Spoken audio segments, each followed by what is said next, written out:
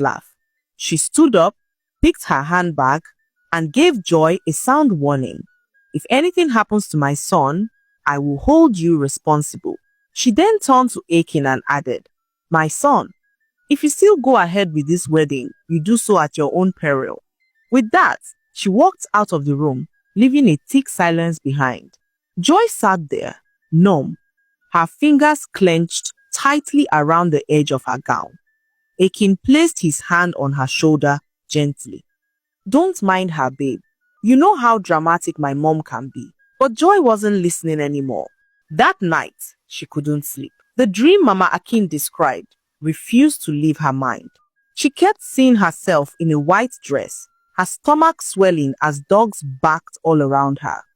The wedding was only a few days away, and Joy could not help but worry.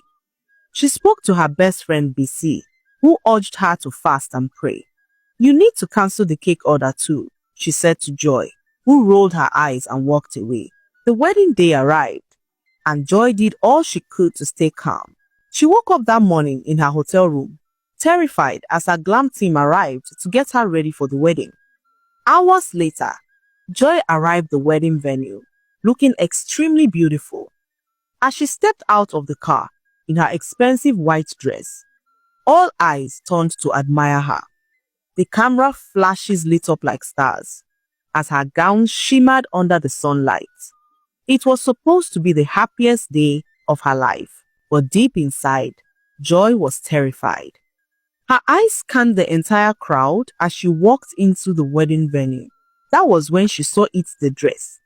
The exact dresses she had lovingly picked and gifted to her mother-in-law.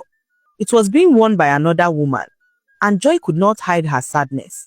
Her heart sank as she looked again and saw the designer handbag that she had saved up to buy, now hanging on the shoulder of the same woman. Not only did Mama Akin reject her efforts, she had given them away like they meant nothing. Joy stood still as she blinked back the tears.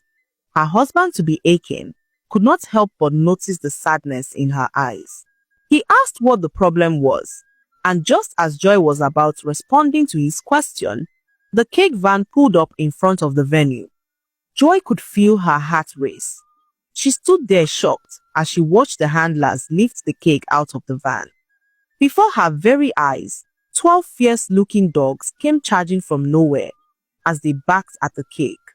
The handlers managed to chase the dogs away as they carried the cake safely into the hall. The guests whispered between themselves, but the wedding planner quickly took the microphone and tried to ease the tension. "Ladies and gentlemen, it's just stray dogs. Please relax. The wedding must go on," she said, forcing a smile that didn't quite reach her eyes. A few guests clapped nervously. Others looked around, murmuring superstitions underneath their breath. But eventually, as the minutes passed, people began to settle back into their seats. Joy and Akin said their vows as everyone cheered for them to cut their cake. Joy stared at the cake for a minute as her heart began to race.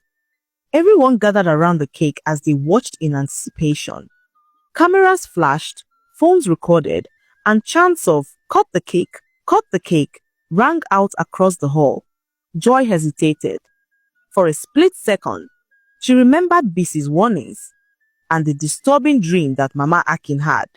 As they sliced into the cake together, Joy could feel her